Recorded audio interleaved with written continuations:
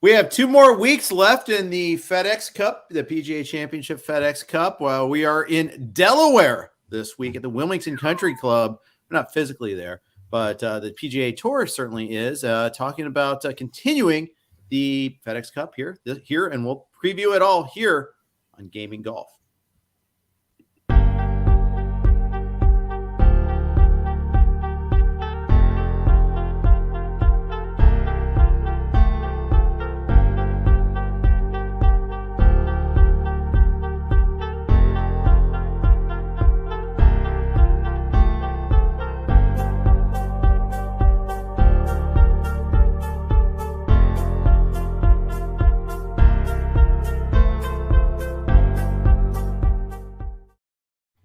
Hey everybody, welcome to Gaming Golf. 2 weeks left. We're in Delaware for the Wilmington at the Wilmington Country Club for the BMW. Jeff Erickson here with Jeff Ritter, Scott Jenstad. Guys, how did it go for our bets and for our lineups last week in the first round of the playoffs? Man, I wish I had Will Z. Good. Scott, you had him, didn't you? I had him in DraftKings in my lap. I was actually 5 of 6 and cashed really well. I had Wilsey and Rahm on the same team, but Russell Henley missed the cut on the number. It could have been a really good week at 6 of 6, and Henley playing over the weekend. But DraftKings is good. The bets is frustrating. I don't know how many millions of times I bet Will Zalatoris on this podcast over the years. Didn't have him last week, so can't take credit there. Unfortunately, we've been on him a lot, but it was kind of a bitter pill to miss that one. But I had Morikawa instead, who made a pretty good run. He was good in DraftKings also for the price, but missing the Will Z win was tough, but at least it was a good DraftKings week. The Morikawa thing was smart, though. I mean, there was like his odds went above 30-1. Yeah. The alarm bell went off, and we were right. DraftKings went under 9,000, which was great. First time in 2 years, and it was good to see him play well again. Yeah, and that was a good principled extension, but Henley killed me. I was 5 of 6 in one, 4 of 6 in the other, or maybe even 3 of 6 was really bad on one of them. But Henley in both, and that did not work out so well. Cam Davis in both did work out pretty well. That was a nice little add-on late in that as a good cheapie.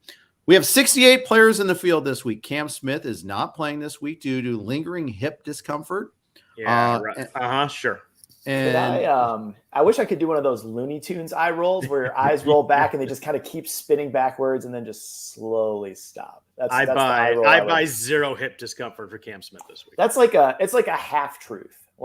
I believe discomfort is the half, but it's not the hip. It's so is it live fever? Is that why he's leaving, or is he mad about the penalty, the 2-stroke penalty, which was pretty? I don't know. Let's talk about that penalty real quick here, because first of all, it happened. They didn't do it on the spot. They waited till before he started the next round the next day. It was like a little pedantic sort of penalty, like the ball was touching the line or something like that. It didn't affect anything, I thought. No, but like anybody who plays golf, like by the rule book, knows you can't drop your ball on the line of a hazard. Yeah. You just can't. So it's kind of a stupid penalty to take. So that's like my first point. And the second point is golf has a problem now of still making these rulings the next day. You gotta just, when a guy goes home that night, it's at some point that day, you gotta just say it's over. There's too much now with the PGA Tour embracing gambling, and we're this podcast. I mean, there's just a lot now on the line. You can't just change results the next day on the fly and just reset odds, and it's too messy. Just can't do the armchair, next day refereeing anymore. So that's but it was a violation, and it was a stupid rule to violate at that. So that was my two. Fair enough. You kind of summed up what I was going to say. I just think that while it's a violation, I have a big problem with doing it the next day, and you don't see that in any other sport. Like if you do it that afternoon or that night, like if someone's obviously Cam Smith's on TV, people see stuff. I just don't think the next day is weird. And just the fact that he had so much attention for the live stuff this week anyway, it was very interesting. So do you think he's good as gone? Yeah. I think he's going to play. I think he's going to play next week first. Yeah. Okay. Yeah, I agree. But yeah, I guess certainly there's enough where there's smoke, there's fire with these rumors every time, and it's not hard to read the tea leaves. I mean, he's third in the FedEx Cup standings. He'll probably drop back a couple by not playing this week, but he's playing $15 million next week. He'll be 4 to 5 shots back. He's going to have to play in that first. Yeah, I think so. Tommy Fleetwood is out on a yacht. Apparently can't be bothered to play. Is he also going live? I had not heard his name attached to this yet, but that's a sort of a strange move to make when you're talking about just this is a no-cut event. This is free money. Why would you choose not to play this? I don't know. And he's 58th, if I saw right. So I mean, he probably will. He's got no chance to get in the top 30 now, obviously, but he could have with a really high finish, right? Did we confirm it's a yacht? Do we know more about this yacht? Okay. I read that he was spending time with his family. I know Jeff happens to be mocking that apparently, but I read he's spending time with his family, but I don't know what the truth is. You know me. I like to mock everything. I'm a bad person. All right, let's move on. 68 guys in the field. Our top player was going to be Cam Smith. He's out. So we have four. We got 4 guys in the 10,000s instead. Can we get like general strategy first, real quick? Yeah, let's do that. I think this is I think it's kind of the key point to this whole week too. There's no cut, and the guys that are in this low 7s and 6s are top 70 players. Like usually we have guys that are really bad in the golf world in those ranges, and you got 140. But even the no cut events, you've got some scrubs down there. I think this is the most prime week of the whole season to go stars and scrubs. I've played with 3 guys over 10. I've played with like 4 guys over 8. I think I don't like the 7s very much this week anyway. So I think I'm going a couple guys in the 6s and either 4 guys 8 or above, or maybe 3 in the 6s, 3 in the 10s, or 3 in the 9, 5 or above. I think how you build your lineup this week is really important. Probably, and I'm not going to be the only one there, so probably makes those guys in the 8s and 7s a little lower roster than they normally be. So if you want to be contrarian, you could go there. But I think it's a prime stars and scrubs league with no cut and really good players in the 6s. I was going to say this is a take what you want week. Maybe it's stars and scrubs. Maybe you want to just find 6 guys in the 7s and 8s.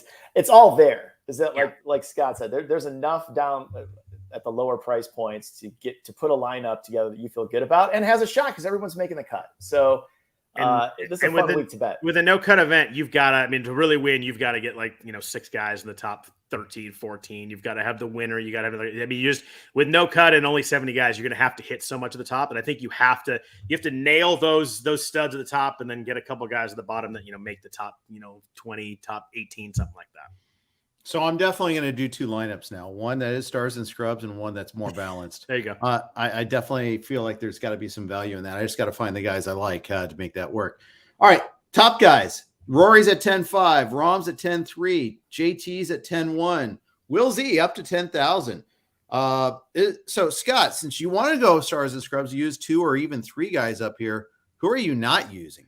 My apologies for the interruption when I did that anyway, also. Too. No, it's all good. I'm going Rom and JT this week. I really liked how Rom closed last weekend. He was 67, 66. We talked last week, like John Rom was 20-1. You need to bet him. And he almost got there. Just, maybe that Friday round kind of kept him out of it. But I liked that he played really well last week, hit the ball well, gained 8 shots to the green, 4.4 off the tee, looked back to John Rom, didn't putt great. Lost a little bit putting. Otherwise, he probably would have been, really, really right there. Finished 5th at St. Jude. And then I actually like Justin Thomas this week, too. He was a very quiet 13th last week, but putted terribly. He lost 2.5 strokes on the green, was really good around the green, just not on the green. Tee to green gained 8.3. His approach game was just okay. But I think he's finally coming around. It was a little bit of a hiccup at the British Open and the Scottish Open. Didn't play great there. I really liked what I saw last week, and I'm hoping that maybe everybody gravitates to Will Z and JT. Be a little bit lower roster. It won't be low just because there's the way this field is built. But I'm going Rom and JT and playing them together in lineups. I like it. I'm with you on Rom. I like the momentum off the 5th place finish, but I'm not. I don't know if Will Z will be over-owned or not. I think that's a pretty good price. I think one theme that I find happens a lot in the FedEx playoffs, and you can harken back to the days of Camilo Villegas or Billy Horschel. Guys just get hot in this event, and sometimes it's this little run. And for Zalatoris, this is a huge, just like the weight is off his shoulders now. He has won an event. And lo and behold, he's got a golf course in front of him that, at least on paper, would seem to suit his game. We don't know a lot about this place. It's the tour's first ever trip to Wilmington, to the state of Delaware. So, congratulations, Delaware. This is your moment. And I think it's the first professional tournament period at this golf course. Yeah, wow. I think you're right. So I mean, we know it's pretty long. Zalatoris hits it far enough. Big greens, but when it's unfamiliar, to everybody, I would kind of de-emphasize your putting metrics because everybody's kind of searching for it with the same amount of practice time. So I think it's a great setup for Zalatoris to keep the momentum going. I'm not sure I would pick him to win, but another top 5. Why not? Oh my God, they're playing Jenstad's music, de-emphasizing putting. I like it. That's right. These greens are huge, so I agree that you just don't want guys that 3-putt too. So you want to avoid the 3-putt because there's apparently they're fast, a lot of undulations, but huge. So I think everybody's going to be hitting greens as long as you can kind of lag and 2-putt. And now that I know Will Z's a big Warriors fan, he moved up my list even more. I already love the guy, and now I really, really love the guy. Now you definitely have to build a lineup. That it's settled. All right, let's move into the 9,000s. Pretty big, deep level here. Cantlay's at 99, Scheffler's at 98, Finau 97, Xander 96, Fitzpatrick 95, Morikawa 94, Sam Burns 93, Hovland 92, Sung J M at 91, and Tom Kim at 9,000.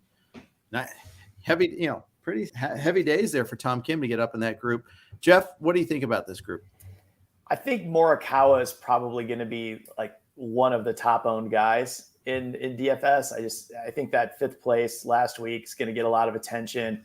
You're talking about big greens, you're talking about ball striking. This is Colin Morikawa music again coming through. So at that price, that is a tough price to turn down.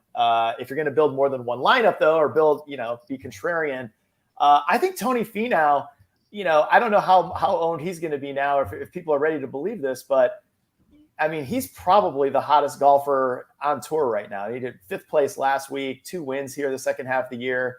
Again, and he's doing ball striking. Putting's been great, but ball striking is also essential to his game. So I like Finau still at this price. I think he's underpriced for what he's done in the last 6 weeks or so.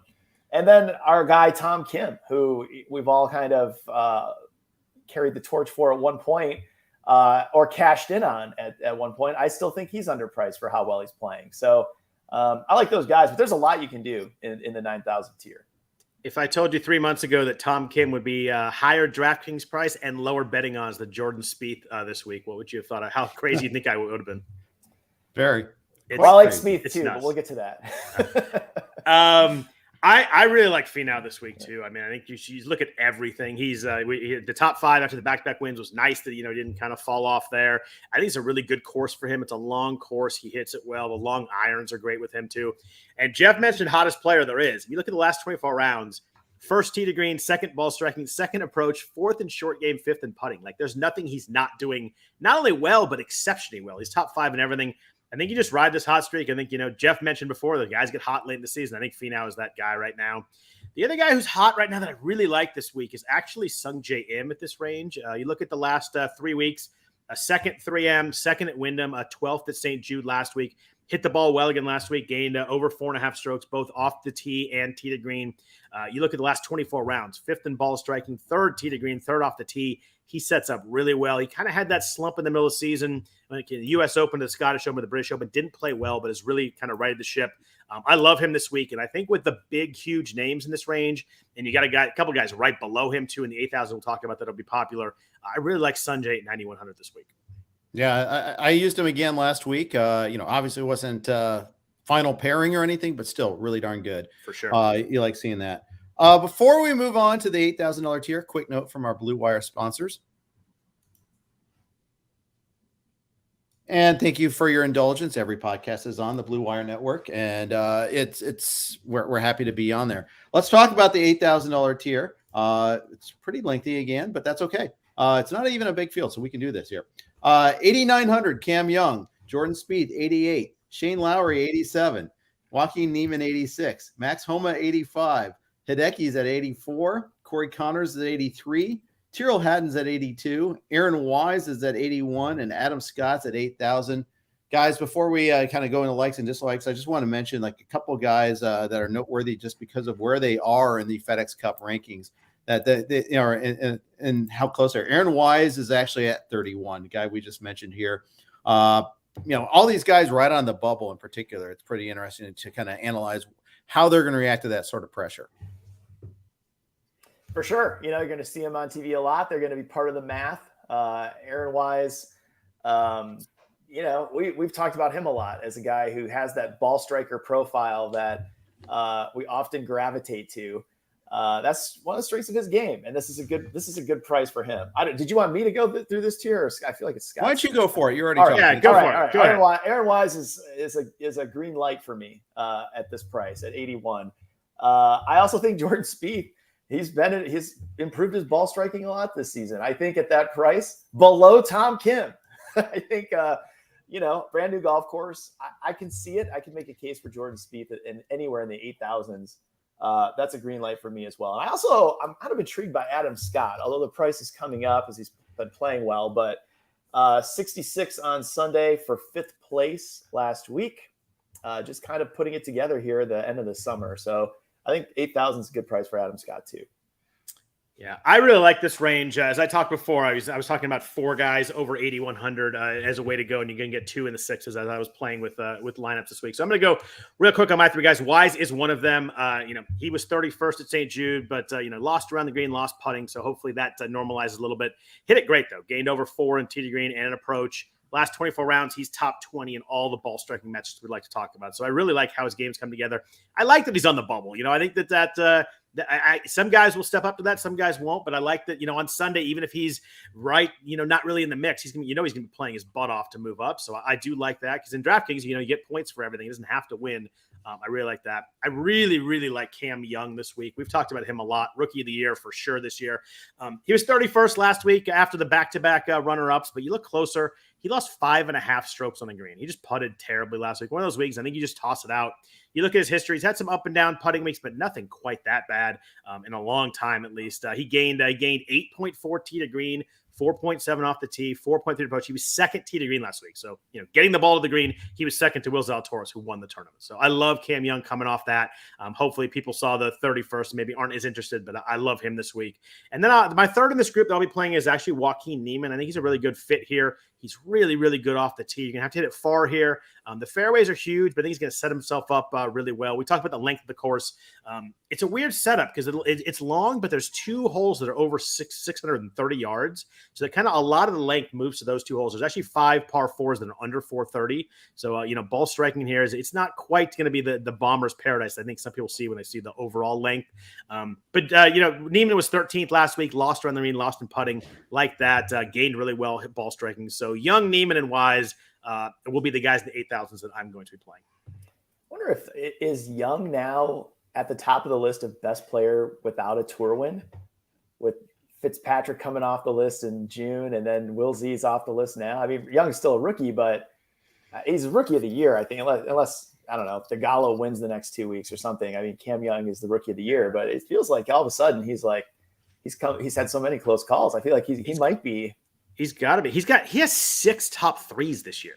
Yeah, not like top 10s, like top 3s. It's crazy. He's got 4 runner-ups and 2 thirds, and one of those was a major too. I mean, he's had an unbelievable year. I mean, the second and the British. I mean, that's just so impressive. The way he finished too, eagling to force Cam Smith to hit a birdie to win the tournament.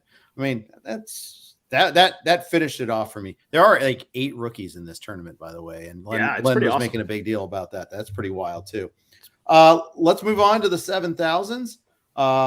We'll go. It's actually not that big of a tier, so we're not going to break it in half this time. We're just going to go straight through it. We're crazy like that.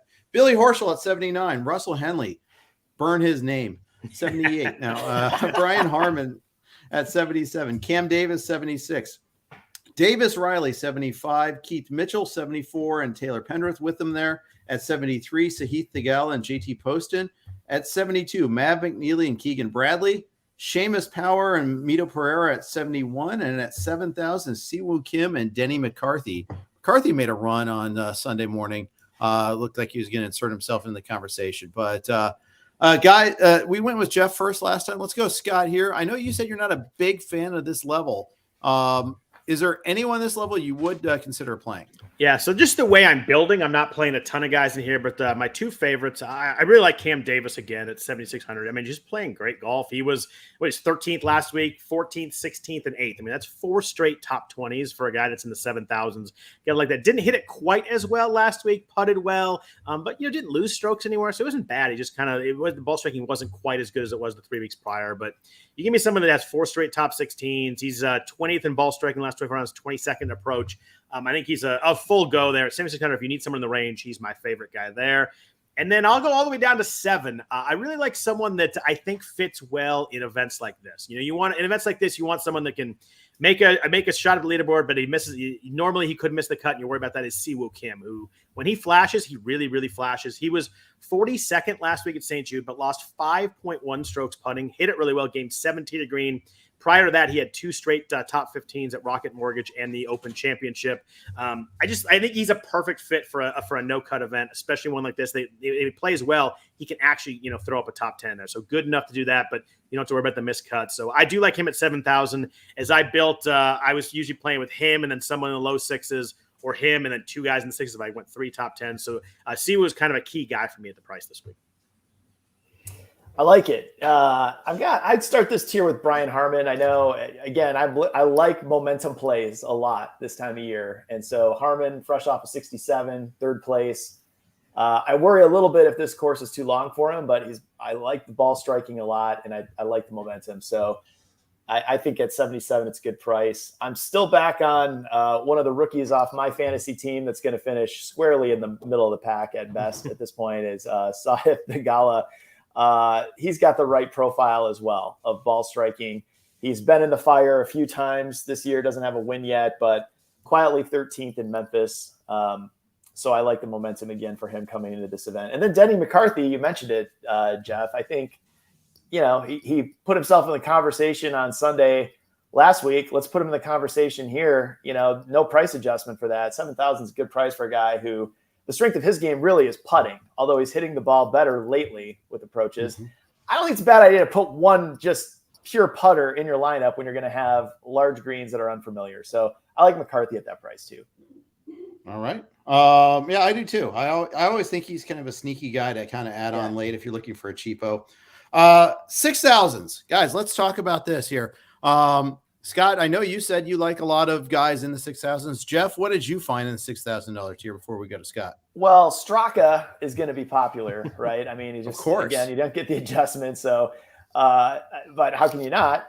He continues to follow the path as the Austrian Matt Kuchar that we've dubbed him as just backdooring his way along. But this time he was front running for a long time. So we'll see. He just looks like a guy who may be ready to take the next step in his career. That's a tough way to lose, though, in a playoff. So other guy I went all the way down to 6,100 for Alex Smalley, who I think Scott has mentioned before and maybe was set to tee up again. But he's got top 20s in 3 of the last 5 starts, no cut this week. Hey, he's going to, someone who's used to sticking around on the weekends and making a bunch of birdies, 6,100. I mean, you could do a lot with the rest of your lineup if you plug somebody in at that price. So those were my 2 favorites off the 6,000s. I called Straka the Austrian Matt Kuchar in my kitchen on Sunday, and nobody had any clue what the hell I was talking Nobody? about. I needed you guys with me badly on Sunday.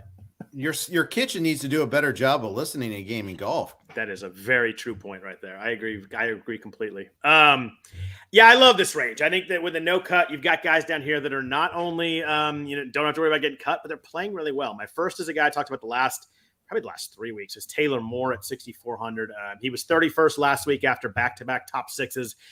You look at the last 5 events, 31st, 5th, 6th, 21st, 24th. Guy playing really good golf. We talked about him last week. He was one that we really liked early in the season and just kind of struggled, didn't find his footing, and has finally found it. He's top 35 in every key stat the last 24 rounds. So just playing really well right now. Love him.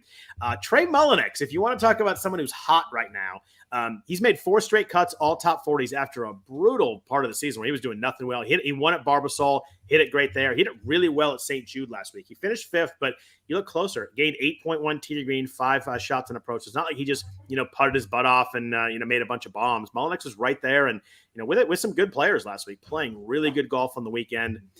It's hard not to go back to Brendan Steele too. 6,200. He played badly last week, and don't get me wrong, it's one of those weeks, and maybe he lost it, and he's off the tracks, but he's playing so well before that. You look at the last 24 rounds, he's top 10 in tee to green, ball striking, and approach. So I think I'm going to go back there too. And 6,200 is just such a low price. Don't have to worry about missing the cut. Those guys are all under 6,500. I think all really, really, really playable. I also think you can mix in Emiliano Grillo at 6,600, playing really well right now. He's 22nd in the last 4 rounds of tee to green and ball striking, 4th off the tee, a really good off the tee player, which we want here this week. And there's very rare this many options at 6,000. I don't want to mention too many guys, but the bottom 3 and a little bit of Grillo is where I'll be going as I mix and match in lineups. Curious to see how JJ Spawn recovers from that final round 78. He was the leader going into the final round and utterly collapsed in Memphis. And that's a bummer. He's priced at 6,000. He is bare minimum priced. He's 30th in the FedEx Cup rankings. He's squarely on the bubble. There's no shortage of pressure here for him. I'm kind of curious to see how he reacts. He won the Valero last in March, so that went far in securing his future, but has a chance to move up in some bigger money. So I'm kind of curious to see what happens with him. I'm pulling for him, but I like betting the forward momentum. Yeah. Not the other way. I worry about a meltdown that badly. I worry how he bounces back, but I hope it's good because you want to see you guys recover, but I'm a little bit worried about that. Yeah, I am too. All right, let's move on to the SI Sportsbook.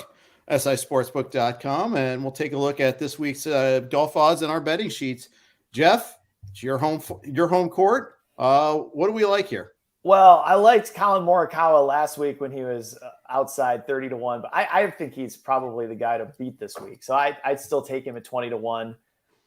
Cam Young, best player, I think, perhaps, according to this podcast, without a PGA Tour win at the moment. Maybe this is his time. So 25-1, I like that. And then, like we rang the bell when Morikawa slipped outside 25-1 or 30-1 last week. Jordan Spieth at 40-1. I think that's an auto bet, right? That's just too long odds for someone of his caliber and the season he's had. So those are my top picks. And then I might throw in Alex Smalley, 10-1 for a top 10. That's hard. It's a tough week for betting. We have 10 guys that are 20-1 or lower. It's a really you have to really find someone and pick them and kind of go with it. I think I'm going to take one guy up there and then a couple guys in the middle and then some darts later. I'm going to go Justin Thomas this week. I really like him. He's 14-1. It was him or Rahm for me. I think I'm going to take the extra couple of points there with JT at 14-1 and go there. Then 2 guys in the mid-range, definitely Cam Young and Sung Jae. They're both at 25-1. I like both guys' chances to really compete this week. Then I'm going to drop way back just for some smaller bets. Aaron Wise at 50-1. I really like this week. I think that it's going to be tough to win in this field, but I like those odds. Cam Davis, 60-1. And then give me $2 on the long shot, but a guy that can make his way up the leaderboard. Siwoo Kim at 90-1. I also do like throwing a dart and a top 10 on Siwoo also. Very good. Very cool. Let's finish up with one and done. A lot of this is who do you have left? And making sure you have anyone next week, but should be okay with that. Scott, who you going with in one and done this week?